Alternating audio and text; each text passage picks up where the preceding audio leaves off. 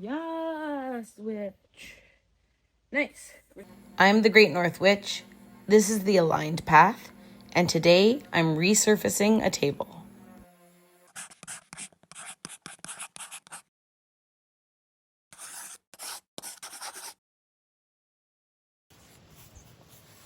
Okay. Because I'm not trying to get all like marks off that I've put on the table over time. I'm not really worried about that because it's my crafting table. So I'm gonna paint on it. But the finish was just so I just want to put a new shiny coat on it so my fabric slides a little bit better. So we just did 60. Let's do 60. We did 40. Ooh, which was gritty. I'm gonna throw that one out because it has like shellac and stuff on it, right? So I'm gonna jump to an 80, and then I don't have any 120s left, so we'll go 80 and then 180. Gotta do what you gotta do. There's something quietly satisfying about taking an old table and giving it a second life. This was my family kitchen table when we grew up. It has been resurfaced, I believe my mom said, at least 3 times before it was gifted to me. And then I've been using it as my craft table for all of my many projects. It was covered with paint spills and glue blobs, you name it.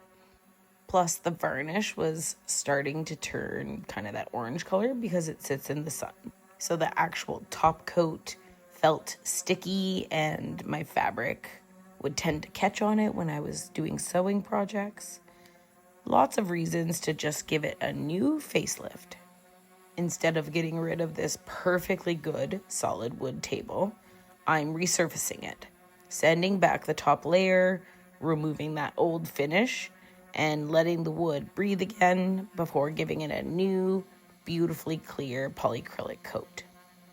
I don't really think of this as just a DIY project. It's more of a form of restoration. This piece of furniture represents a lot. This has been the table that my family ate off of for years. I used this table my entire first business, and I also use it now for sewing projects. I do my Reiki sessions here. Anyway, it's simple work, repetitive work. Basically, we start with the lowest number on the sandpaper. So if you have a 40 or a 60, and we move up to a finer grit, and then we're gonna seal it with some Minwax. If this is your first time using your orbital sander, a few little pointers. You want to make sure that the holes on your sandpaper are aligned with the empty holes on your sander. You will also want to put your sander down on your surface before you turn it on. Wear ear protection and eye protection. And try to move in a consistent pattern with a good amount of pressure, but not a lot of pressure. You want the tool to do the job, not just your brute force and strength. Okay, so you can see like this spot and where it's a little bit lighter. So we have to take off this like yellowy shellac. See how this is like pretty light? And you can see the scarring from the original 40 grit sandpaper. That's just in the shellac, it's not in the wood. So keep going until it's like eggshell.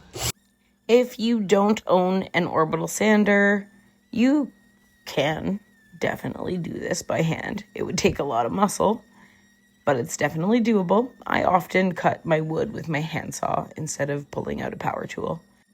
But just keep an eye out on your local Facebook marketplace. You can actually save searches. So if you're looking for an orbital sander, you can save the search and get notified if somebody in your area posts one. I think I paid $10 or $15 for this one on Marketplace. Okay, I'm using Minwax polycrylic cover first, wiping down all the dust, and then we're gonna let it dry. So I did 40, 80, 120, and then 180, and now I'm wiping off all the dust. We need our surface to be super clean. Okay. Yes, switch. Nice. We're just gonna let this dry for like 5 minutes just so it's got no moisture left in it. And I will be back to put on our first coat. And for some reason, I didn't videotape the first coat. Oh, I'm so tired. Okay, so it's 7 p.m. I finally just came in, cleaned up all my tools, and brought everything in. And I forgot my table's outside. I have to go bring in the top of the table so it doesn't get rained on. I'm just trying to find the energy. I just have to do this, then I can have a shower.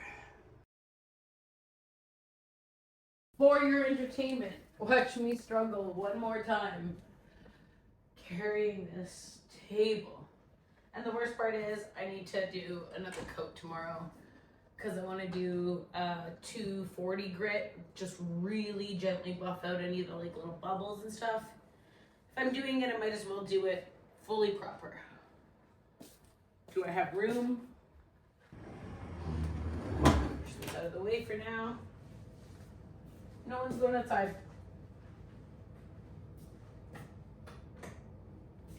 Inside time. Well, actually, you can go because I can't.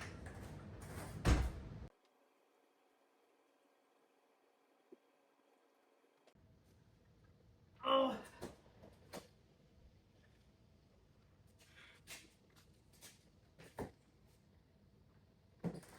It's actually a lot easier to carry when I'm on the top and not all day long. I've been carrying it from the underside.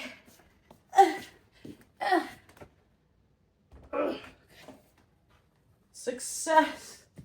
I can go have a bath. I'm calling a friend tomorrow to help me carry this back up the stairs. Good golly! But look how nice! Ooh! You know what? You feel so proud when you do your own things. Make your own bookcases. Repaint your own table. It's so much better than buying something new. Okay, let's go in the house. Inside time. Inside time. Let's go in. Eddie Boo, come on. Nighttime. Nighttime. Good girl. No, not bedtime. Nighttime.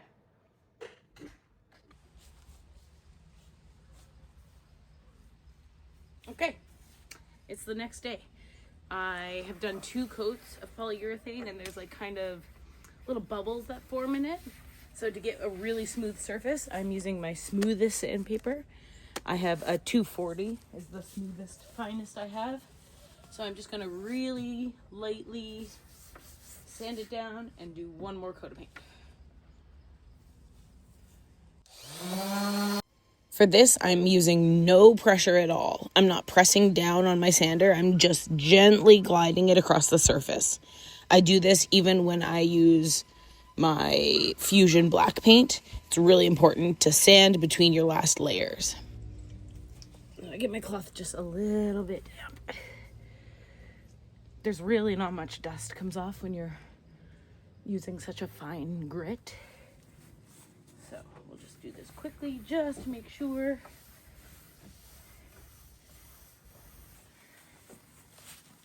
Nice and clean. Okay. That should be good. Let's go get our paint. Minwax, you're not supposed to shake it, so I just swirl it. Because I'm not getting a whole paint stir stick out. Breaking rules, breaking rules.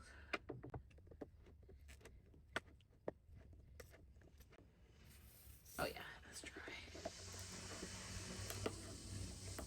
Oh no!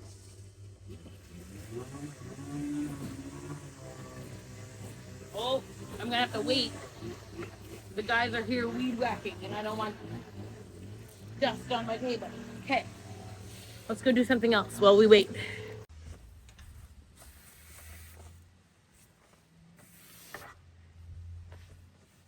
So I had wiped down the table for our last coat, but I live in a forest, and because the guys were weed whacking, I'm giving it one more wipe down. I don't want any dust, pollen, particles, grass, nothing.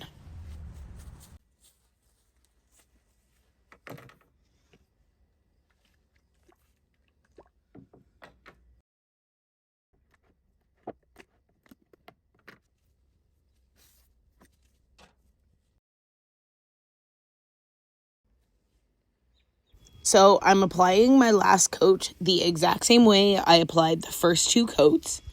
You want to not press down on your brush.